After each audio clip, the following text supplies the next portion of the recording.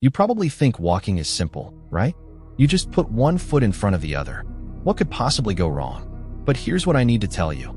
After 50, the way you walk can either keep you healthy, strong, and independent, or it can quietly destroy your joints, weaken your muscles, and set you up for serious injuries.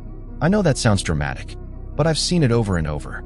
People walking every single day, thinking they're doing something good for their health, when in reality, they're making critical mistakes that are causing more harm than good. Maybe you've noticed that walking doesn't feel as good as it used to. Maybe your knees hurt after a walk. Maybe your back aches. Maybe you feel exhausted instead of energized. That's not because walking is bad for you. It's because you're making one or more of these 5 common mistakes. And here's what gives me hope. Once you fix these mistakes, walking becomes what it's supposed to be, one of the best things you can do for your health after 50. Research published in the Journal of the American Geriatric Society shows that proper walking technique and habits can significantly improve cardiovascular health, joint function, and overall longevity in older adults. Today, I'm going to show you the 5 biggest walking mistakes people make after 50 and exactly how to fix them. Comment below, do you walk regularly? And have you noticed any pain or discomfort when you walk? Let's dive into mistake number 1. Mistake number 1, looking down while you walk. This is the most common mistake I see, and it's destroying your posture and balance. Here's what's happening. When you look down at the ground while you walk, whether you're watching your feet, looking at your phone, or just being cautious, your head drops forward, your shoulders round, your upper back hunches. Remember, your head weighs about 10 to 12 pounds. For every inch it moves forward from proper alignment, it adds extra strain on your neck and upper back. Over time, this creates chronic neck pain, shoulder tension, upper back stiffness, and that rounded hunchback posture that makes you look and feel older. Even worse, looking down throws off your balance. You can't see obstacles ahead of you. You're more likely to trip or fall. Studies published in the Journal of Physical Therapy Science have found that forward head posture during walking is associated with increased risk of falls and reduced balance in older adults. Here's how to fix it. Keep your head up and look straight ahead, not down at your feet. Focus your eyes on a spot about 10 to 20 feet in front of you, roughly at eye level. Your chin should be level, not tucked down or tilted up. Imagine a string attached to the top of your head, gently pulling you upward. Let your peripheral vision take care of what's right in front of your feet. You don't need to stare at the ground to know where you're stepping. If you're worried about tripping, scan the path ahead with your eyes, not by dropping your head. What you should feel. Your neck should feel long and relaxed, not crunch forward. Your shoulders should naturally fall back instead of rounding forward. You should feel taller and more balanced. Do this every single time you walk. It takes practice, but it becomes natural within a week or 2. Comment, head up, if you're guilty of looking down when you walk. Mistake number 2, taking tiny, shuffling steps. This is a huge problem, and most people don't even realize they're doing it. Here's what's happening. As we get older, many people start taking smaller, more cautious steps. They shuffle their feet instead of picking them up. They barely bend their knees. This might feel safer, but it's actually making you weaker and more likely to fall. When you take tiny shuffling steps, you're not using your hip muscles properly. You're not strengthening your legs, and you're training your body to move in a weak, unstable way. Plus, shuffling increases your risk of tripping because your feet barely clear the ground. Research in the Journal of Gerontology has shown that reduced step length and shuffling gait patterns are associated with increased fall risk and decreased functional independence. Here's how to fix it. Take longer, more purposeful steps. Pick your feet up off the ground with each step. Don't shuffle or drag them. Bend your knees naturally as you walk. Push off with your back foot and land on your heel with your front foot. Your stride should feel natural and comfortable, not forced, but definitely not tiny and timid. A good rule of thumb, your step length should be about the length of your leg from hip to ankle. What you should feel. You should feel your hip flexors and glutes working with each step. Your legs should feel engaged and strong, not just going through the motions. Walking should feel more dynamic and energetic, not cautious and shuffling. Practice this. When you walk, consciously think about taking fuller steps and picking your feet up. Walk with purpose and confidence, not fear. Within a few weeks, this stronger gait pattern will become automatic. Studies in the archives of physical medicine and rehabilitation support the benefits of maintaining proper stride length for muscle strength and fall prevention. Type longer steps if you're going to work on this. Mistake number 3, walking too slowly. I'm not saying you need to race walk everywhere, but walking too slowly is a massive mistake that robs you of the health benefits walking should provide. Here's what's happening. Many people over 50 walk at a leisurely stroll pace, thinking any movement is good movement. But research shows that walking speed is one of the strongest predictors of overall health and longevity in older adults.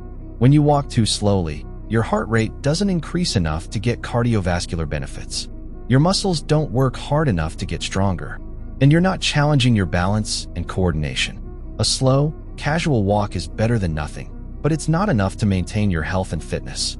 Studies published in the Journal of the American Medical Association have found that walking speed is a powerful predictor of life expectancy and functional health in adults over 65. Here's how to fix it. Walk at a pace where you're breathing a bit harder, but you can still carry on a conversation. You should feel like you're working, but not gasping for air. A good target is about 100 steps per minute, which is roughly 2.5 to 3 miles per hour for most people. If you're talking while you walk, you should be able to speak in full sentences, but you wouldn't want to sing a song. That's about the right intensity. What you should feel. Your heart rate should be elevated. You should feel your heart beating faster. You should feel warm and maybe break a light sweat, especially if it's warm out. Your breathing should be deeper and more frequent than when you're sitting. Your muscles should feel like they're working, especially in your legs and core. How to build up to this. If you're currently walking very slowly, don't jump to a fast pace all at once. Start by walking at your normal pace for 5 minutes. Then increase your speed for 1 to 2 minutes. Then return to your normal pace. Gradually increase the faster intervals over several weeks. Eventually, you'll be able to maintain a brisk pace for your entire walk. Comment brisk walk if you're going to pick up your pace. Mistake number 4, never changing your route or terrain. Walking the exact same flat route every single day might feel comfortable and safe, but it's limiting your fitness and increasing your injury risk. Here's what's happening. When you walk the same flat path every day, you're using the exact same muscles in the exact same way. Your body adapts to this and stops getting stronger. Plus, you're not training your balance and coordination to handle different surfaces and challenges. In real life, you need to be able to walk on uneven sidewalks, grass, hills, and different surfaces. If you never practice these, you're more likely to stumble or fall when you encounter them. Research in the British Journal of Sports Medicine has shown that varied terrain and walking conditions improve balance, coordination, and overall functional fitness more than walking on flat, predictable surfaces alone. Here's how to fix it. Change your walking route regularly. Include some gentle hills if possible, both uphill and downhill.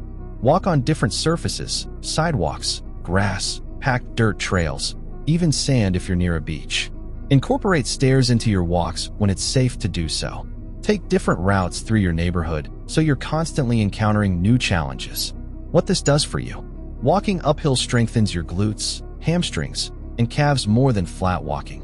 Walking downhill challenges your quadriceps and improves your balance and control.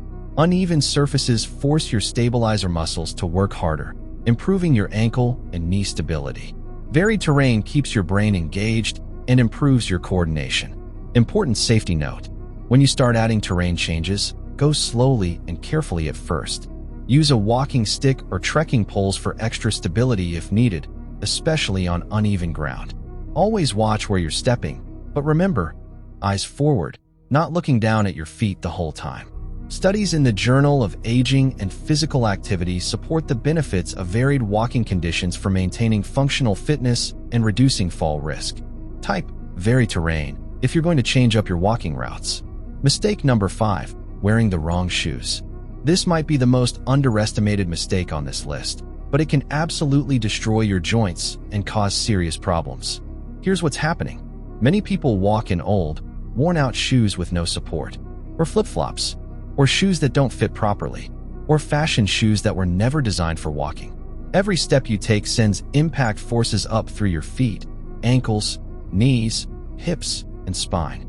Good shoes absorb some of that impact and provide support. Bad shoes amplify the impact and throw off your alignment. Over time, this leads to foot pain, ankle problems, knee pain, hip pain, and lower back pain. Research published in the Journal of Foot and Ankle Research has found that improper footwear is a significant risk factor for falls, foot pain, and lower extremity injuries in older adults. Here's how to fix it. Invest in proper walking shoes. Not running shoes, not tennis shoes, but shoes specifically designed for walking. Replace your walking shoes every 300 to 500 miles, or about every 6 months if you walk regularly. Look for shoes with good arch support, cushioned soles that absorb impact, a firm heel counter that holds your heel in place, enough room in the toe box so your toes aren't cramped, a flexible forefoot that bends naturally with your foot. Get your feet measured. Foot size often changes as we age. Try shoes on in the afternoon when your feet are slightly swollen to get the best fit. Walk around the store for several minutes before buying to make sure they're comfortable. What good shoes should feel like? They should be comfortable immediately. Don't expect to break them in. Your feet should feel supported but not squeezed. Your heels shouldn't slip up and down when you walk. There should be about a thumb's width of space between your longest toe and the end of the shoe. Avoid these. Flip-flops or sandals with no support for regular walking. Old shoes with worn-down soles or broken-down support. Fashion shoes with thin soles or high heels. Shoes that are too tight or too loose. Studies in clinical biomechanics have shown that proper footwear significantly reduces joint stress and improves walking mechanics in older adults. Comment new shoes if you know you need to replace your walking shoes. There you have it. 5 walking mistakes that are destroying your health after 50. Let me recap. Mistake 1. Looking down while you walk. Keep your head up and eyes forward. Mistake 2. Taking tiny, shuffling steps. Take longer, purposeful steps. Mistake 3. Walking too slowly. Pick up your pace to a brisk walk. Mistake 4. Never changing your route or terrain. Add variety and challenge. Mistake 5. Wearing the wrong shoes. Invest in proper walking shoes. Fix these 5 mistakes, and walking becomes what it's supposed to be, one of the absolute best things you can do for your health. Research across multiple journals, including the Journal of the American Geriatric Society and the Journal of Gerontology, consistently shows that proper walking technique and habits improve cardiovascular health, muscle strength, balance, and longevity. Walking is free. It's accessible. It doesn't require a gym membership. And when done correctly, it's one of the safest and most effective forms of exercise for people over 50. Now, here's what I want you to do. Comment better walking if you're going to fix these mistakes starting today. Tell me which mistake you're most guilty of. Be honest. Hit subscribe so you don't miss my next video. Give this video a thumbs up if you found it helpful. And share it with someone over 50 who walks regularly. Walking can keep you healthy, strong, and independent for decades. But only if you do it right. You've got this. I'll see you in the next video.